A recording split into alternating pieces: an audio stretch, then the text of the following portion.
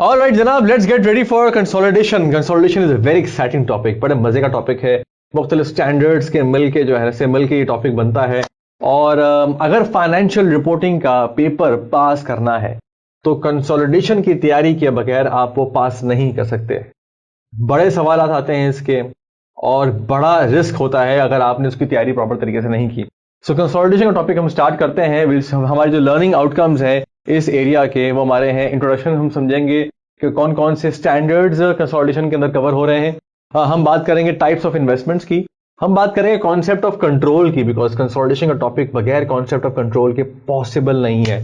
Scenarios on control को फिर हम डिस्कस कर रहे होंगे और उसके बाद फिर मजीद डिफरेंट कॉन्सेप्ट्स को हम आगे बिल्डअप करेंगे। Alright, so let's start of with the first topic which is introduction. Introduction के अंदर विल टॉक अबाउट कौन कौन से स्टैंडर्ड्स हैं जो कि कंसोलिडेशन के इस एरिया को इफेक्ट करते हैं।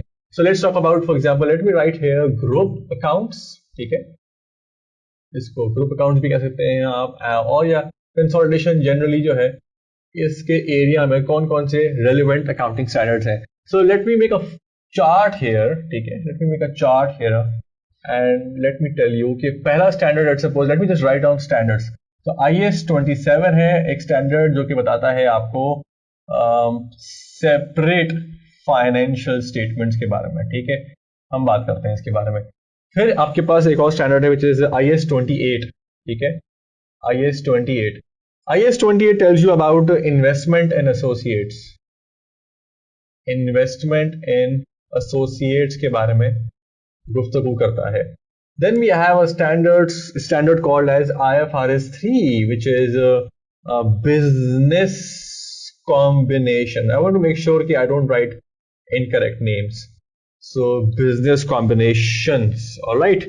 And then we have another standard which is IFRS 10. I'll briefly let you know कि हर स्टैंडर्ड के अंदर कौन कौन सी बातें हैं जो कि उनके डोमेन में आती हैं, स्टैंडर्ड के स्कोप में आती हैं। Consolidated financial statements, all right. And there is another standard called as IFRS 11, which is joint arrangements।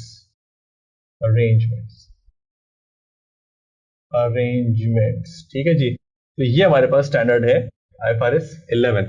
सो एक और स्टैंडर्ड भी है जो कि बेसिकली बताता है आपको IFRS 12। IFRS 12 जो है, मैं जरा बनाया था यहाँ पर IFRS 12। IFRS 12 is about disclosure of interest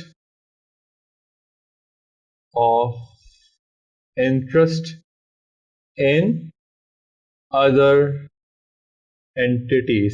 आप इसको लिख लीजिए अपने पास ताकि मैं जरा आपको एक्सप्लेन कर दूं। बेसिकली इसमें होता ही है, देखिए IFRS 10 जो कंसोलिडेटेड फाइनेंशियल स्टेटमेंट्स है, यहाँ से स्टार्ट करते हैं। इट टेल्स यू अबाउट, देखिए इसमें कौन कौन से कॉन्सेप्ट्स कवर होते हैं। आमतौर पे इसमें कवर होते हैं द कॉन्सेप्ट ऑफ कंट्रोल। इसमें आपको मालूम होता है कि कंट्रोल अगर किसी ने अक्वायर कर लिया किसी को तो वो कंट्रोल स्टैब्लिश हो रहा है, तो कंट्रोल स्टैब्लिश होने के रूल्स क्या है इसके बारे में गुफ्तगू होती है। It tells you about the procedures. होता यह है कि लेट्स सपोज अगर दो एंटिटीज हैं, एंटिटी ए और एंटिटी बी। ए ने लेट्स सपोज बी को एक्वायर कर लिया है, तो कंसोलिडेट जब आप करते हैं तो इसका consolidation is not just sum of a plus b and then you get another financial statement called as consolidated financial statements। It's more than that। So आप add up भी कर रहे होते हो, and at the same time when you consolidate two financial statements you have to apply some procedures on that। So plus procedures। So IFRS 10 tells you about those procedures of consolidation। ठीक है, तो control के बारे में बताता है, tells you about the procedures of consolidation। It also tells you about investment entities के बारे में कि वो कौन सी entities होती हैं जो कि investment entities होती हैं। बहुत सारी कंपनी का काम ही इन्वेस्टमेंट करना होता है ना, तो उसके बारे में भी IFRS 10 आपको गाइड करता है। And it also tells you about consolidated financial statements। Consolidated financial statements के बारे में भी आपको हेल्प कर रहा होता है कि उसके कौन कौन से डिफरेंट तरह के रूल्स और उसकी डिस्क्लोजर्स कैसे होंगे। ठीक है जी। And then we also have another standard called as IFRS 3 business combinations. Now business combination, once we have a business combination defined तो कंसोलिडेशन होती है, बट बिजनेस कॉम्बिनेशन को डिफाइन कौन करेगा? वो करेगा IFRS 3. So it defines business combination, ठीक है, it defines business combination and उसको रिकॉग्नाइज कैसे करेंगे? It tells you about that. So recognition के बारे में हेल्प करता है ये हमें. इसके अलावा उसकी मेजरमेंट कैसे होगी बिजनेस कॉम्बिनेशन की, तो ये आपको IFRS 3 हेल्प करता है बिजनेस कॉम्बिनेशन. और इसके अंदर आपके पास बहुत सारे डिफरेंट डिफरेंट एरियाज हैं. फॉर एग्जांपल गुडविल है, नॉन कंट्रोलिंग इंटरेस्ट है. Will study about all these terms and everything. You may have learned about them, but still we'll study identifiable assets and liabilities के बारे में बात करेंगे. Identifiable assets and liabilities. तो ये यहाँ पे मुख्तलिफ तरह की गुफ्तगू यहाँ पे ये हो रही होती है. IAS 28 as the name suggest ये बात करता है एसोसिएट्स के बारे में. Associates is another kind of investment. हम बात करेंगे टाइप्स ऑफ इन्वेस्टमेंट्स की.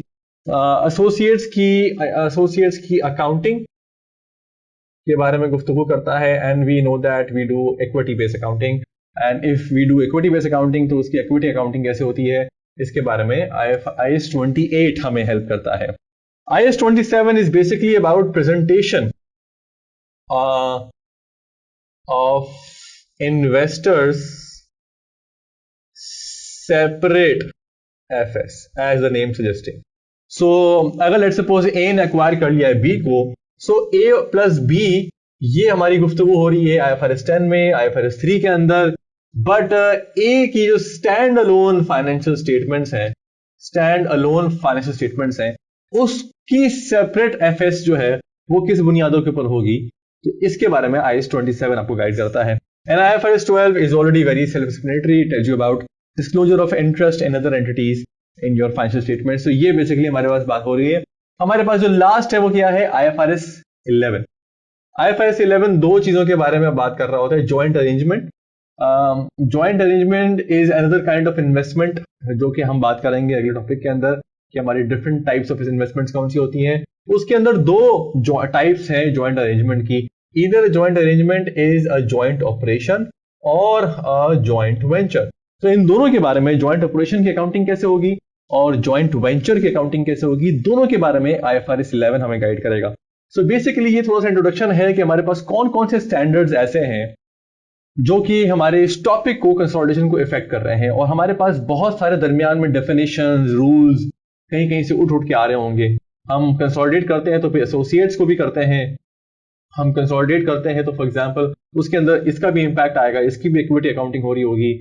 हम सब्सिडीज को भी कर रहे होंगे. तो जरा हम बात करेंगे इनफैक्ट अगले टॉपिक के अंदर कि हमारी किन किन तरह की इन्वेस्टमेंट्स की टाइप है और उन इन्वेस्टमेंट्स के लिए बेसिकली हमने कौन से मोड ऑफ अकाउंटिंग हमने यूज करना है. So let's talk about types of investments in our next topic.